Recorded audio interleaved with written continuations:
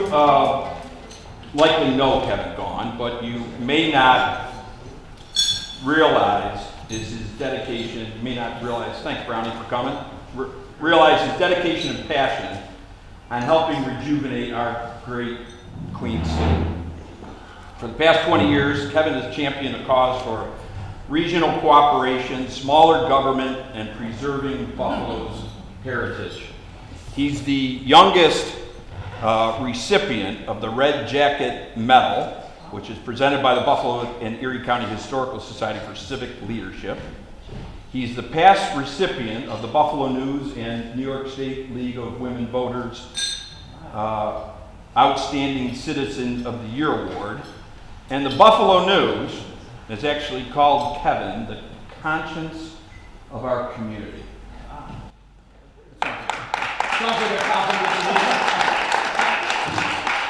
He's a Harvard grad, an attorney, an author, and it's my pleasure to introduce what Art Voice of Buffalo describes as Buffalo's best individual activist.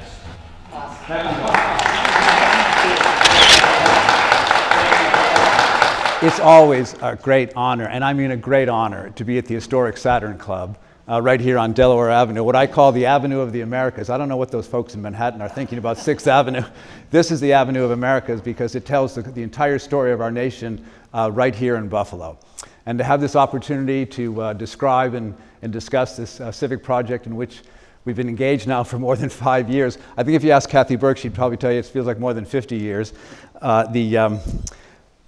But if, as the ancient Greeks defined it, happiness is expending all of your energy and intellect in a worthy cause, then you're looking at the happiest guy in all of Western New York. Because what could be a more worthy cause than trying in some small way to help create the large future to which we all aspire, and I believe we all deserve. And in that spirit, before we begin here, may I just tell you one story. It's the story of an idea for an American community. Now, this idea was first envisioned by those Native Americans who first settled here along what they called the Beau Fleuve, the beautiful river, the mighty Niagara that flows just beyond us. Then this idea was given shape and purpose by the Erie Canal, the internet of its age, because the day it opened, it brought the world together. And it was the exclusive production of the toil and blood of Western New Yorkers. And as we all know, to this day, its praises are still sung by children around the world. Then this community of which I speak, this people of whom I speak, defined humanity in perhaps our nation's most inhumane moment, the American Civil War, when the most daring expression of human freedom, the Underground Railroad, came right up through our southern tier, into Orchard Park, into the city of Buffalo, as Western New Yorkers risked their lives so that others might be free. Then together we harnessed the mighty Niagara and we lit the world. And in the process, we transformed Americans' manufacturing might into a military power that got into boats, crossed the Atlantic, and saved civilization. And through it all here in Buffalo, we gave the world the gifts of Olmsted, Richardson, Sullivan, Lloyd Wright, and E.B. Greene. As you all know, Mark Twain edited our newspaper. Scott Fitzgerald sang our praise. Joyce Carol Oates shaped our minds. Nelson Baker sculpted our souls. Harold Arlen lifted us. Mary Talbot moved us. Dr. Roswell Park healed the past, and Dr. Herbert Hauptman revealed the future. And most important, and I think the world should know this, through it all, we blackened our lungs in steel mills, we scooped grain in elevators, and we went to early graves. We've sent 2 Buffalo men to the White House. There's not another community in America that can make that claim.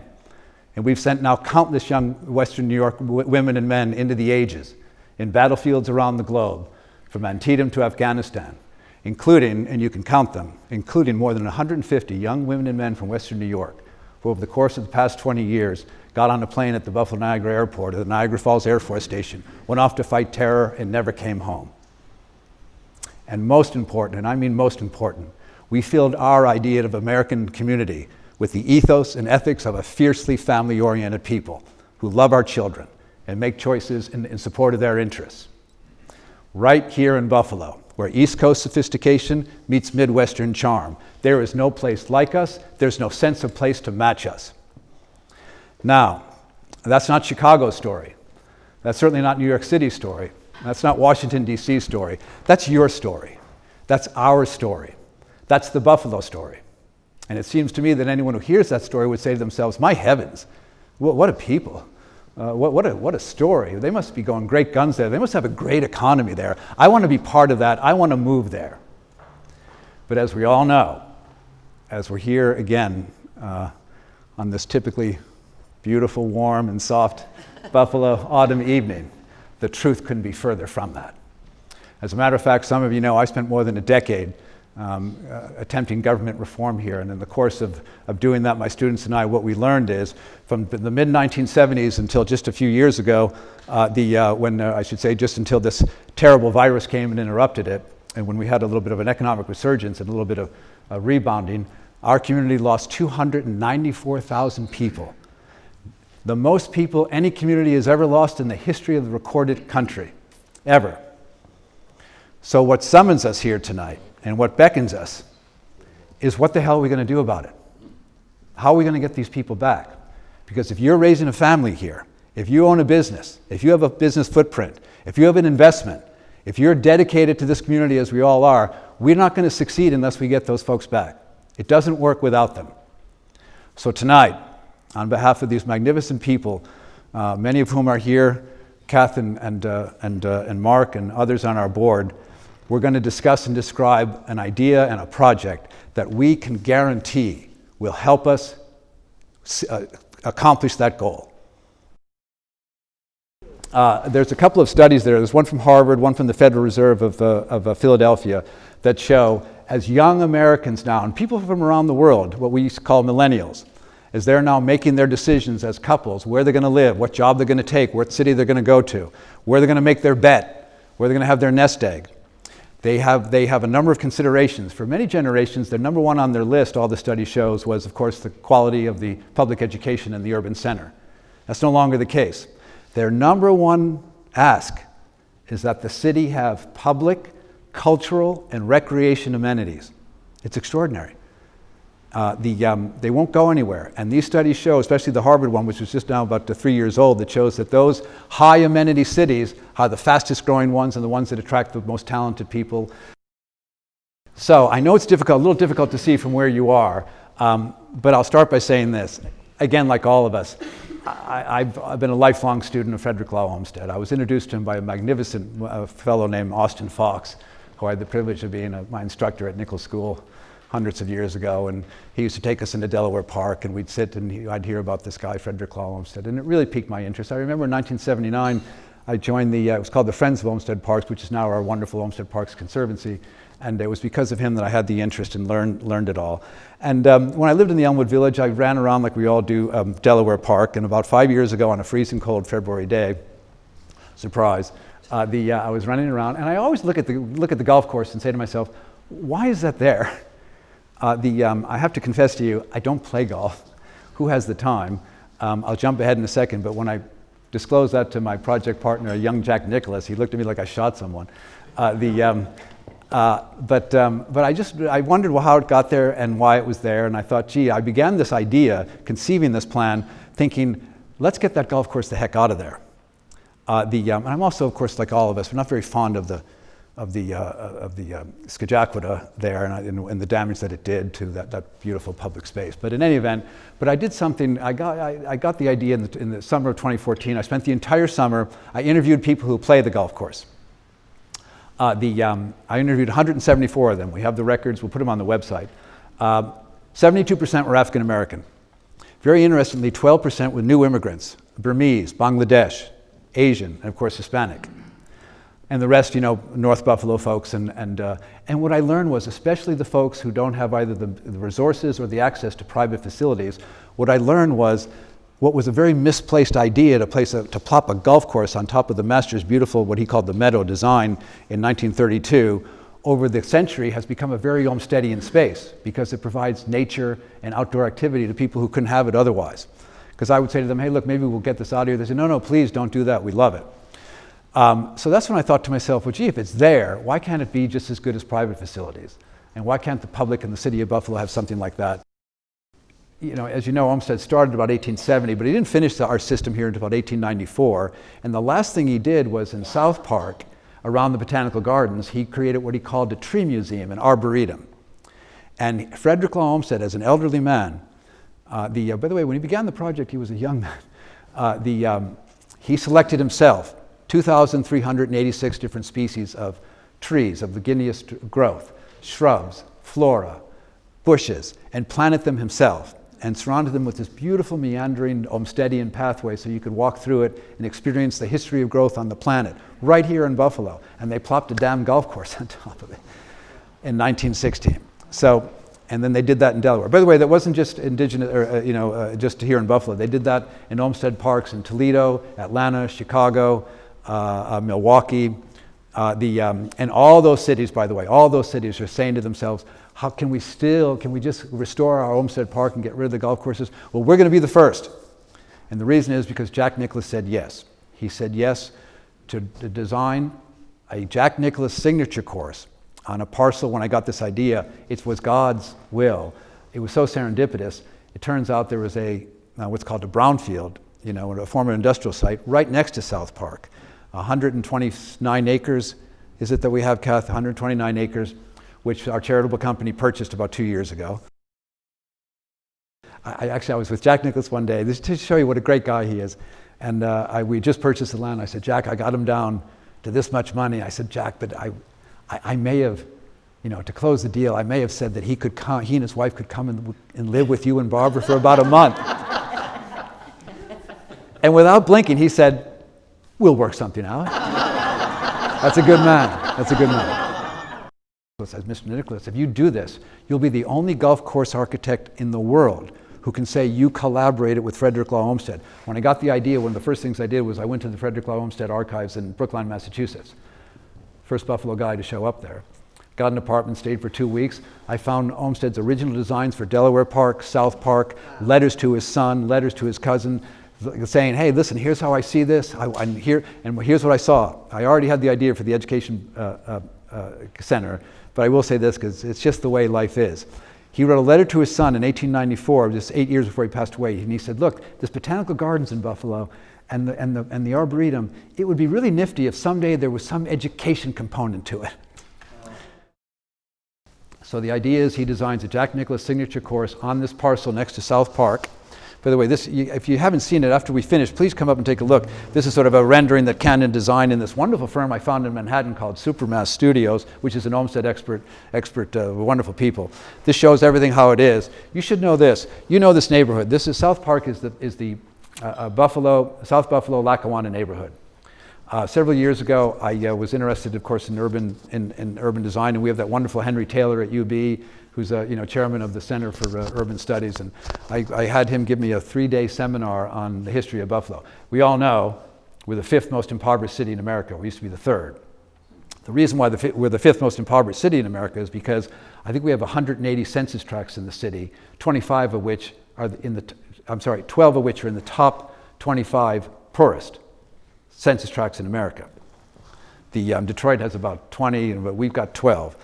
4 of them are right here in Lackawanna, which, by the way, where my mom was born and from. My father was from South Buffalo, very near here. And 2 are in South Buffalo, of these, dire, imperiled communities. Also interesting, along in Lackawanna, so this is South Park, and this is Ridge Road, the border, and here's South Park, and here's where we are. There's, of course, a traditional African-American community, but in Lackawanna now, interestingly enough, we have one of the highest concentration of Mideast immigrants.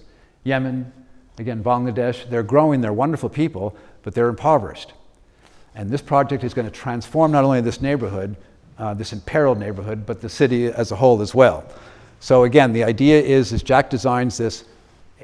It could be 18 holes, it could be 9 holes, it could be 12 holes. He'll probably give us some options, and I believe that we as a community will have public forums and let people decide what it is. But once we construct that, which is our phase 1, the idea, and of course that's going to be a public park. It's going to be, I would love it to be a state park, to tell you the truth. But the point is it's going to be public, open to the public, and our budget and our finance plan envisions and guarantees that the folks who play this 9-hole golf course that exists in South Park today, which is not a very great course, are going to pay the same green fees for being able to play a Jack Nicklaus signature course.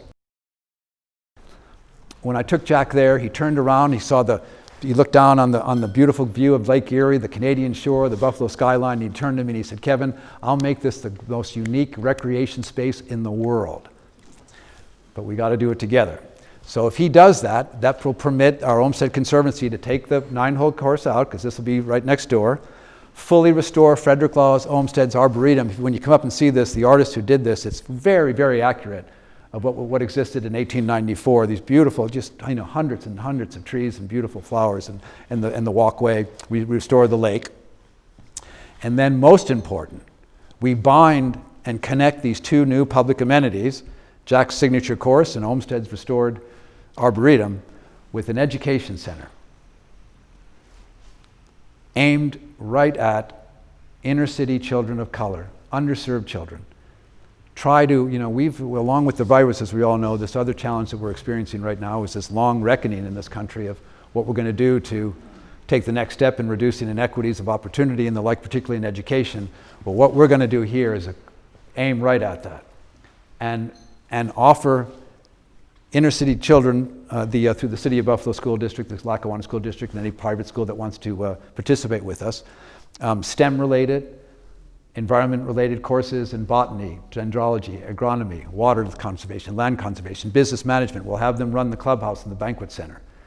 And they'll be able to use this beautiful Nicholas course and the restored Arboretum as an outdoor classroom. They'll have facilities like no other education center in the world. In my heart, that's what this is about. In my mind, I know if we do this, that will have a lasting effect for generations on this city. If we change the life of a dozen, but of course we'll change the lives of hundreds of inner city Buffalo children, I think that's worthwhile.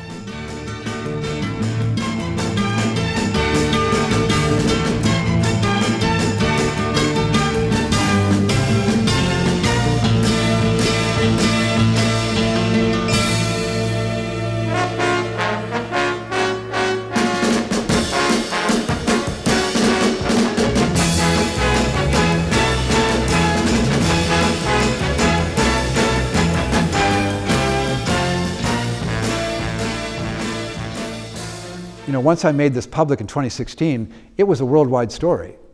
And every week we get emails from 15, 20 different journalists saying, "When are you going to break ground? When are you going to open this? We're going to come." Because you have to understand, no one except Frederick Law Olmsted has ever been able to touch his land.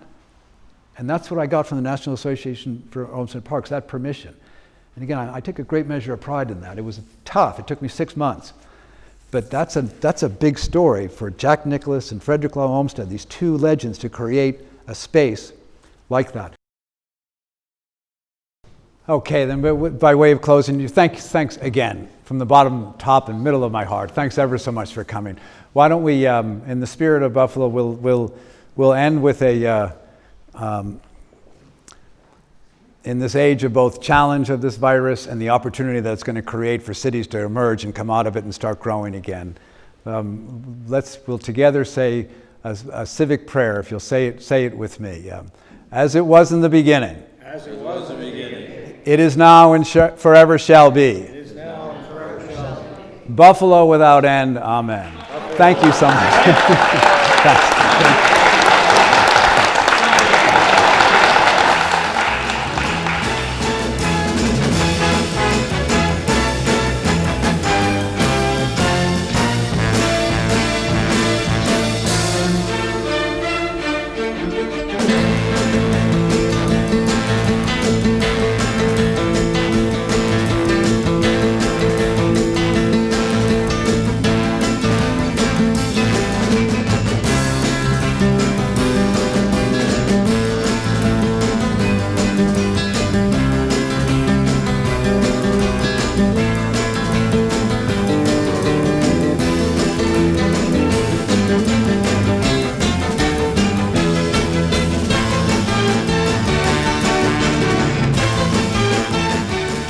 By the way, another board member is here, Kathy Snyder. Where is Kathy? Kathy Snyder's up here. Kathy Snyder. Kathy Snyder is our member of the board, and if you can believe it, a long-suffering. She's been with old Kevin Gaughan for more than 10 years and has made everything like this evening succeed. So can we have a round of applause for Kathy Snyder as well?